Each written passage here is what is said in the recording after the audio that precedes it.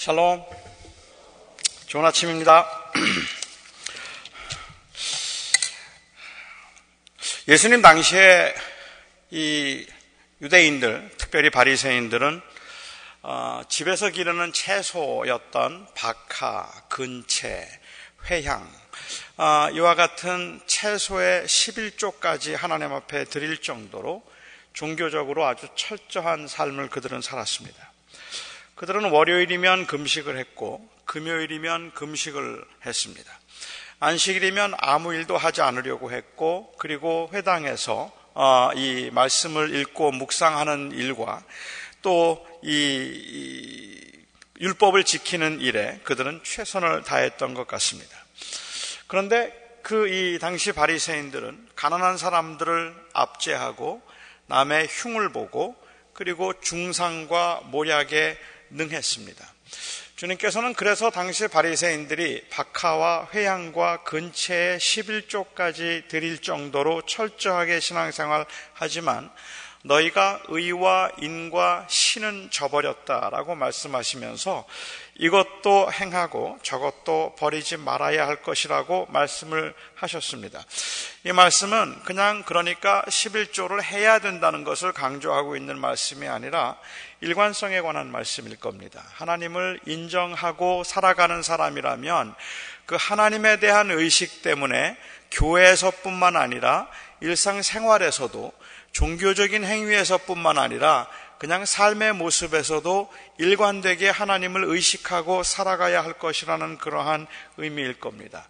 그런데 이 유대인들을 보면, 당시 예수님 당시에 특별히 바리새인들을 보면 뭔가 그 균형이 깨진 것 같은 모습들을 볼 수 있었던 것 같아요.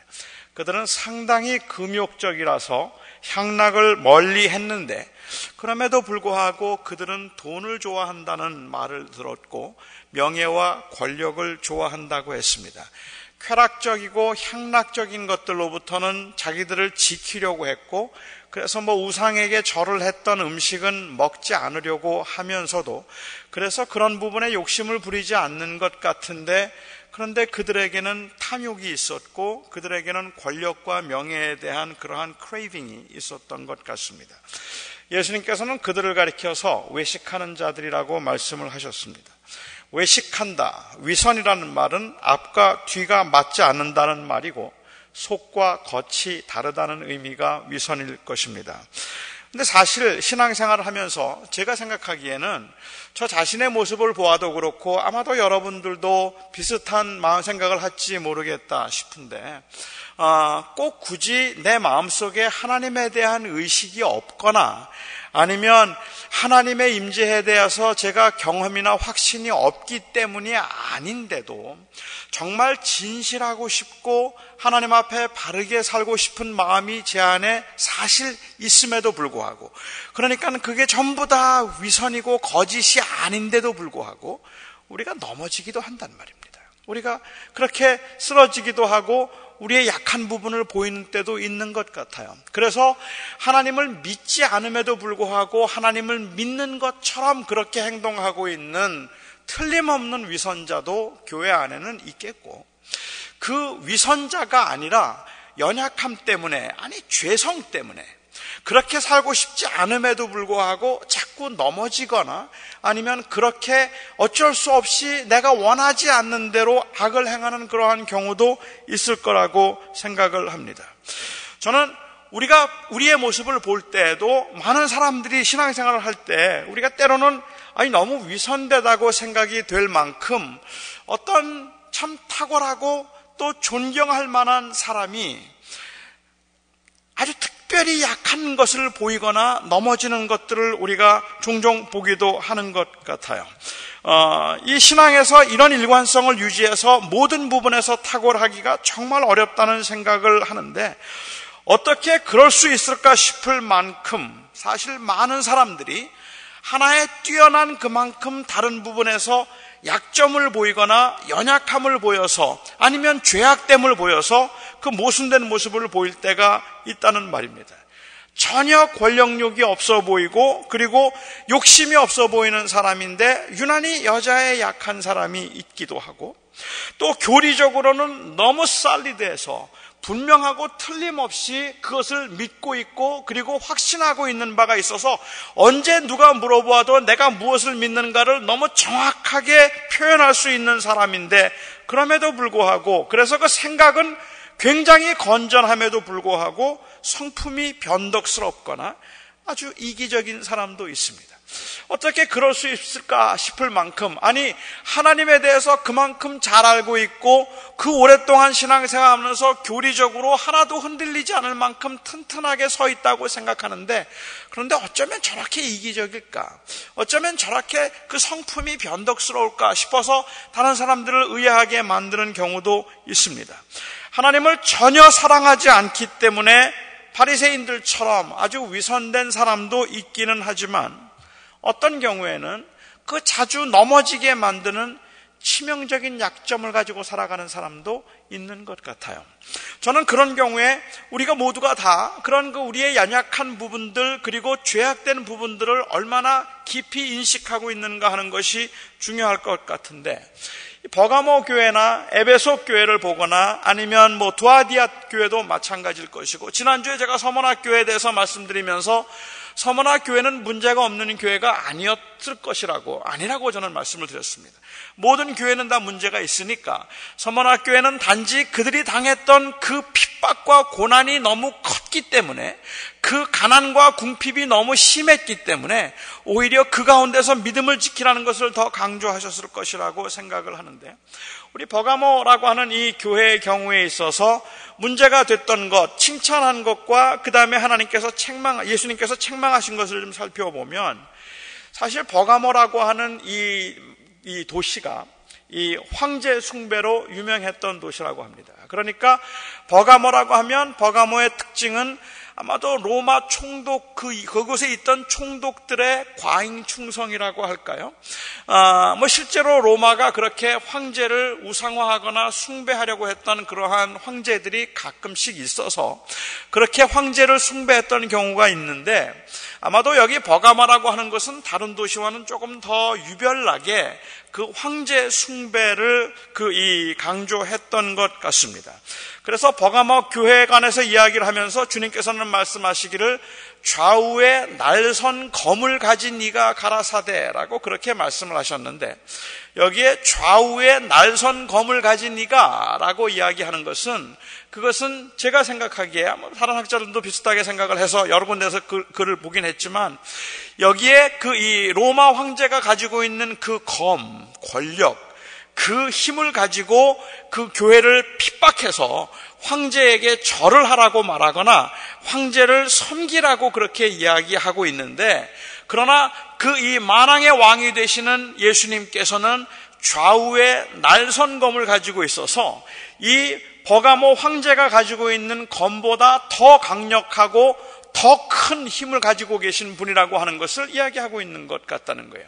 그래서 좌우에 날선검을 가진 네가 가라사대라고 그렇게 말씀을 하고 계십니다. 나는 네가 어디 사는지를 알고 있다라고 말씀하세요. I know where you live. 아니, 나는 네가 어디에 선 것을 알고 있다라고 얘기합니다. 내가 서 있는 곳은 바로 사탄의 권좌가 있는 곳이다. 알겠어요. 사탄의 보좌, 사탄의 권좌가 있는 곳이 바로 내가 지금 서 있는 곳이다라고 그렇게 이 말씀을 하신 것을 보아서는, 당시에 그 황제를 섬기도록 하는 그렇게 만드는 그 힘이 워낙 강했기 때문에 그 많은 사람들이 황제를 우상처럼 섬기거나 아니면 신성화시키는 그러한 이 권력 앞에서 무릎을 꿇고 그리고 승복하는 경우들이 많이 있었던 것 같다는 말입니다.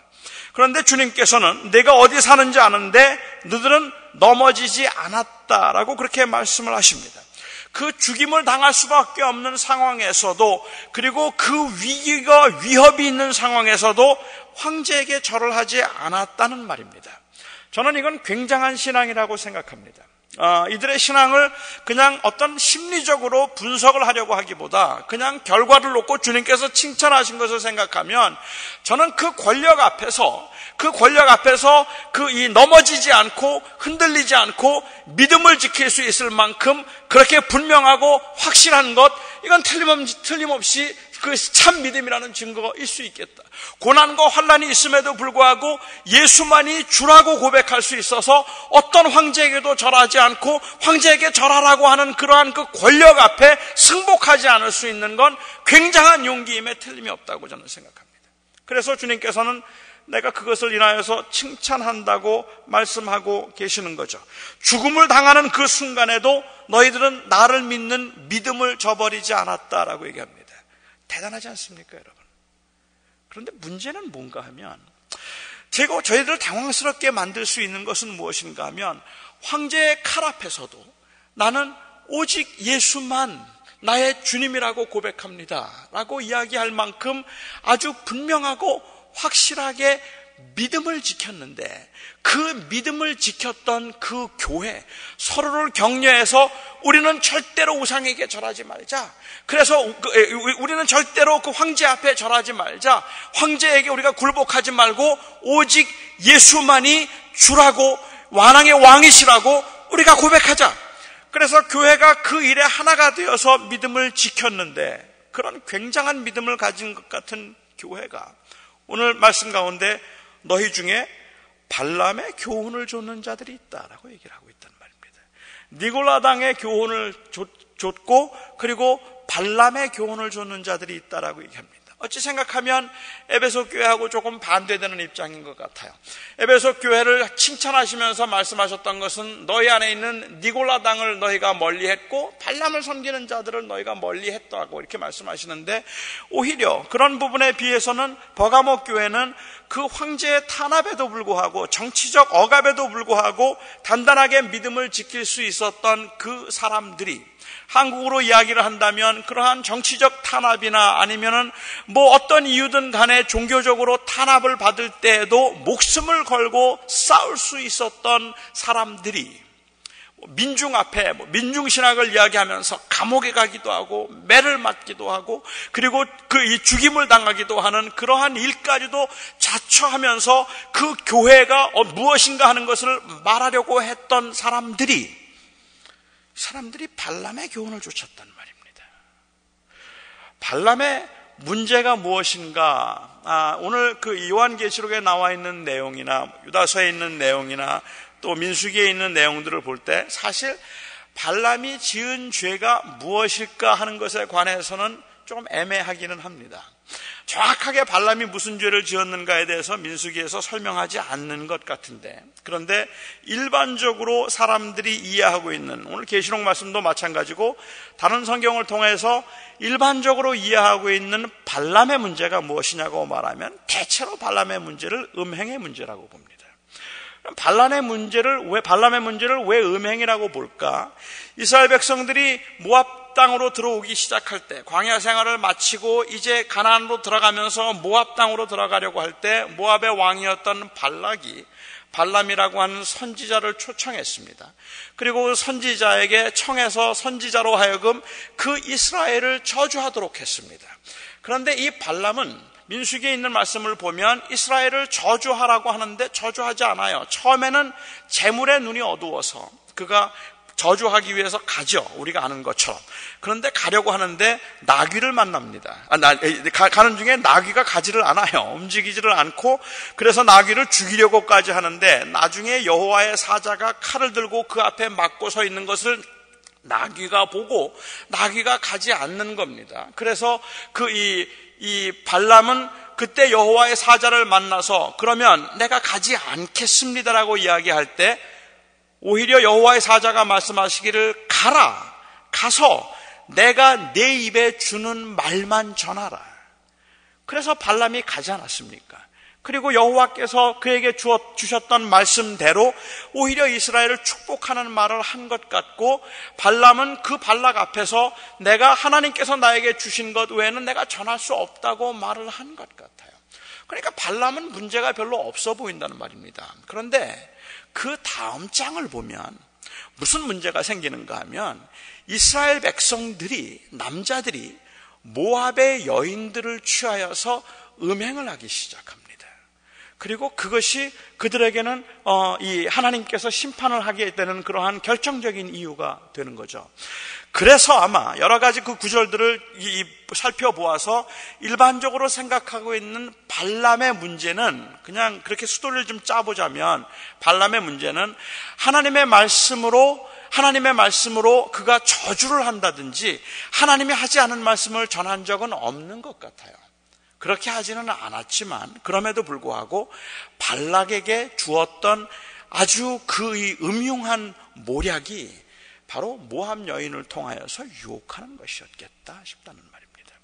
그래서 너희가 발람의 교훈을 좇는다라고 말을 할 때 여기에 발람의 교훈을 쫓고 니골라 당의 그 교훈을 따랐다고 말하는 이 발람의 교훈을 쫓았다는 것은, 그것은 음행을 행했다라는 의미이거나 쾌락을 추구하면서 살았다는 의미이거나, 조금 더 구체적으로 일부 학자들이 말하는 것처럼 이들은 우상에게 절한 음식을 먹었다. 그리고 우상에게 제물로 바쳤던 음식을 먹을 뿐만 아니라 그 우상을 숭배하고 있는 그 자리에서 그들이 쾌락과 향락을 추구하면서 살았던 사람들이 그 안에 있었다라고 이야기를 하고 있는 것 같이, 있는 것처럼 보인다는 말이죠.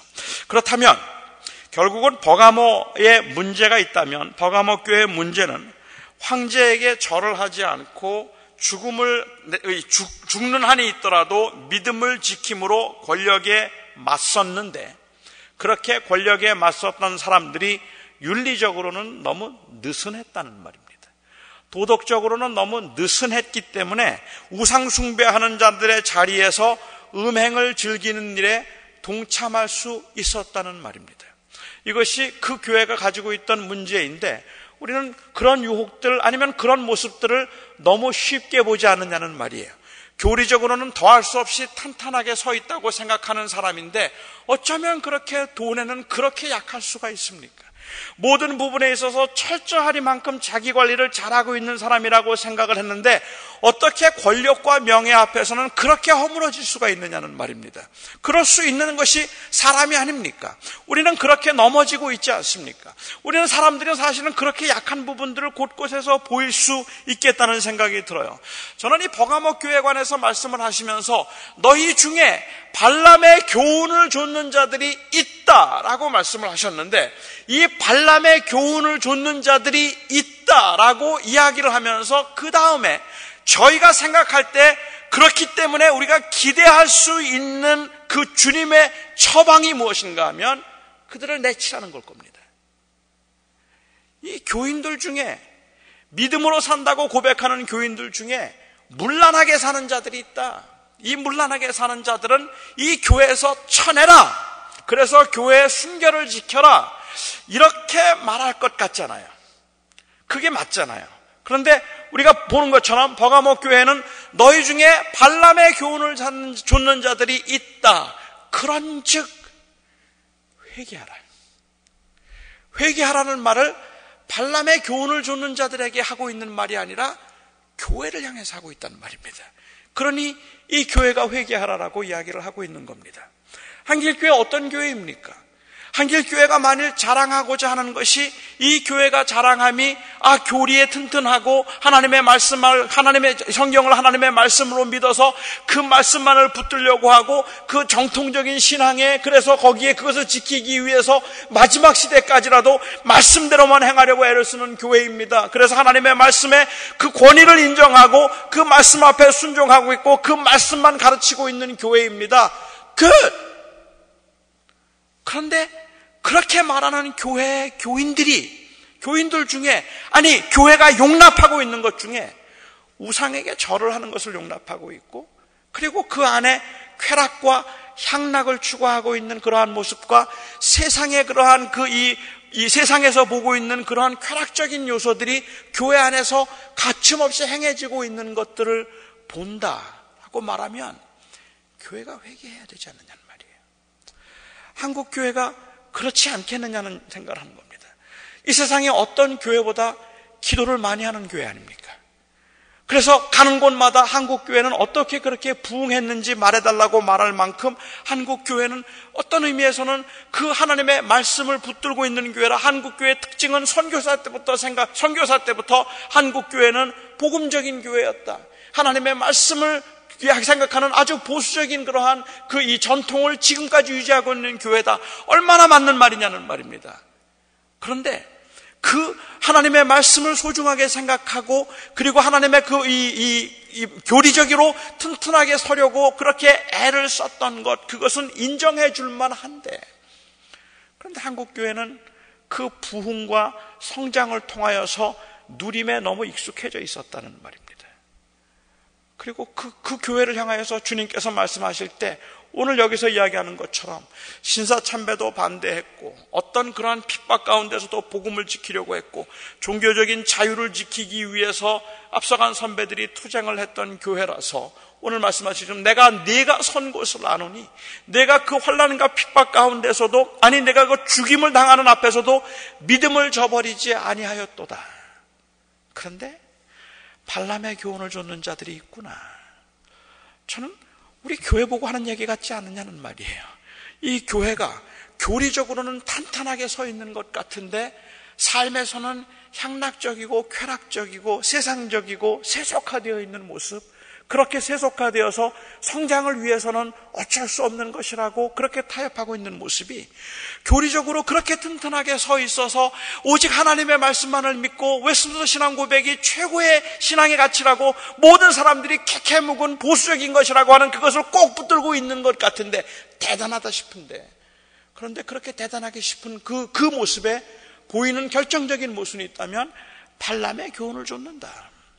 너무 세상적이고 그리고 음행을 따라서 그렇게 이 향락적이고 쾌락적이거나 혹은 제가 말씀드리는 향락은 단순히 그냥 이 세상에서 말하고 있는 그러한 그 물질적인 머티리얼리즘에 너무 지나치게 빠져 있는 것 같다 하고 그렇게 책망을 하고 있다면, 저는 이 교회가 우리는 발람의 교훈을 줬는 자들이 있다고 말했으니까 도대체 우리 이 한일교회 교인들 중에 어떤 장로가 어떤 집사가 이 물질주의에 빠지고 그리고 또한 그러한 이 머티리얼리즘에 빠져서 그래서 그렇게 돈을 좋아하고 돈을 추구하고 살아가고 있느냐를 줄 것이 아니라 우리가 교회적으로 회개를 할 필요가 있다는 말입니다. 교회적으로 우리가 회개를 해야 된다는 거예요. 교회는 그러면 안 되니까. 교회가 그렇게 가면 안 되는 거니까 말입니다.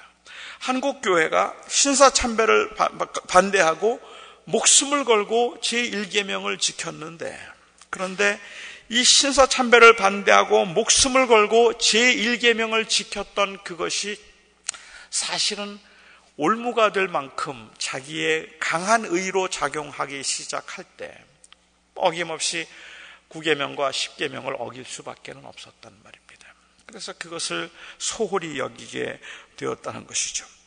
교리적으로 너무 분명하고 철저함에도 불구하고 아주 세속적인 사람이 있고 온갖 핍박과 수모를 당하면서도 제사를 하지 않고 제사 음식도 먹지 않고 그래서 나는 절대로 제사를 하지 않겠다고 그렇게 철저한 사람이 제물을 먹지 않는 사람이 뇌물을 받더란 말입니다. 그런데 가능하잖아요.